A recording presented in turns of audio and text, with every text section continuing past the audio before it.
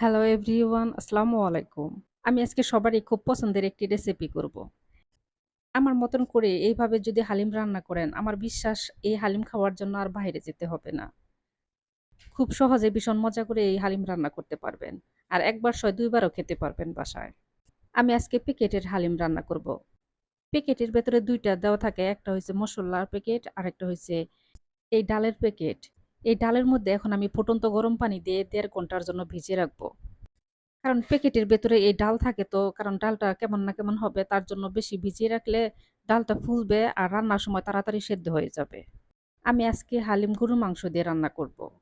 গরুর মাংসের মধ্যে আমি হাড়, তেল সব মাংস মিলিয়েই নিয়েছি। আমি যেহেতু অল্প করে হালিম রান্না করব তার জন্য মাংস আমি অল্প করে নিয়েছি। আর হালিম রান্না করার জন্য মুরগির মাংস, খাসির মাংস যেকোনো মাংস দিয়েই রান্না করতে পারবেন। আমি ১ম এ ফ্রাই প্যানের মধ্যে সয়াবিন তেল দিয়ে পেঁয়াজের বেরেস্তা ভেজে অর্ধেক উঠিয়ে নিয়েছি। এখন সেই পেঁয়াজের বেরেস্তার মধ্যে এই গরুর মাংস দিয়ে দিব। দিয়ে আমি এখন এই বেরেস্তার সাথে তেলের মধ্যে মাংস ভেজে নিব। এখন আমি দিয়ে দিব আদা রসুন বাটা। আদা রসুন এখন আমি মাংসের সাথে তেলের মধ্যে ভেজে নেব। কারণ আদা রসুনের যেন কোনো গন্ধ না থাকে এইভাবে ভেজে নিতে হবে। এখন আমি দিয়ে দেব হালিমের মসল্লা। মসল্লা এখন আমি মাংসের সাথে ভালোভাবে মিশিয়ে নিব।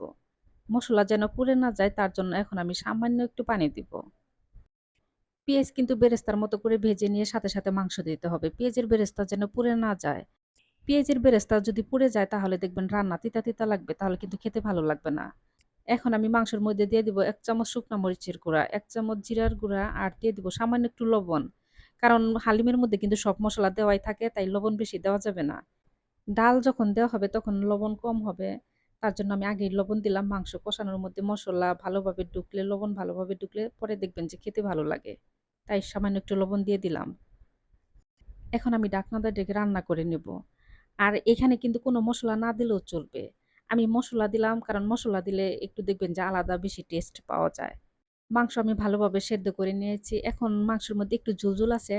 এর মধ্যে এখন আমি ডাল দিয়ে দিব। কারণ ডাল দেওয়ার পরে অনেকটা ঘন হয়ে যাবে। তার জন্য একটু ঝোল থাকতেই আমি ডালটা দিয়ে দিলাম। এই হালিম রান্না করতে কিন্তু সময় লাগে। খুব তাড়াহুড়া করে কিন্তু এই হালিম রান্না হবে না।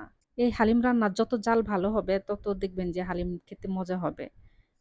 ডাল আমি মাংসের সাথে ভালোভাবে কষিয়ে নিয়ে এখন আমি দিয়ে দিব ফুটন্ত গরম পানি। এখানে কিন্তু অবশ্যই ফুটন্ত গরম পানি দিতে হবে। এখন আমি ৩০ মিনিটের মতো ঢাকনাদার ডেকে হালিম রান্না করে নেব। আর মাঝে ঢাকনা উঠিয়ে নেড়ে দেব। যেন আবার নিচে লেগে না ধরে। চুলার জাল মাঝারে আঁচে রেখে তারপরে কিন্তু এই হালিম রান্না করে নিতে হবে।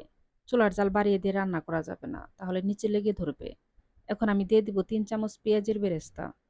দিয়ে এখন আমি ২-৩ মিনিটের মতো ঢাকনাদার ডেকে রান্না করে নেব। আমার মতো করে সবাই একবার হলেও বাসায় রান্না করে খেয়ে দেখবেন। আশা করছি অনেক ভালো লাগবে। আর যদি ভালো লাগে তাহলে অবশ্যই আমার ভিডিওতে একটা লাইক, কমেন্ট আর একটা শেয়ার দিয়ে দিবেন। আর আমার পেজটাতে ফলো দিয়ে আমার পাশেই থাকবেন। হালিম দেখেন কত সুন্দর ঘন হয়ে গেছে। এখন আমি চুলাটা অফ করে দেব। কাছে থেকে দেখিয়ে দিচ্ছি দেখেন কত সুন্দর ঘন হয়েছে। আর ঠান্ডা হলে আরো অনেক ঘন হয়ে যাবে। হালিম কিন্তু গরম খেতেই বেশি ভালো লাগে। এখন আমি হালিমের উপরে দিয়ে দিব শসা কুচি, আর দিয়ে দিব আদা কুচি, আর দিয়ে দিব কাঁচামরিচ। কাঁচামরিচ আমি এরকম ছোট করে কুচি করে নিয়েছি। এখন আমি দিয়ে দিব পেঁয়াজের বেরেস্তা, আর দিয়ে দিব ধনিয়ার পাতা, আর উপরে দিয়ে দিব লেবু। ভয়েস দেবার সময় দেখে তো আমার আবারও খেতে মন চাচ্ছে। এই দারুণ খাবারটা আমি মাঝে রান্না করি বাসার মধ্যে।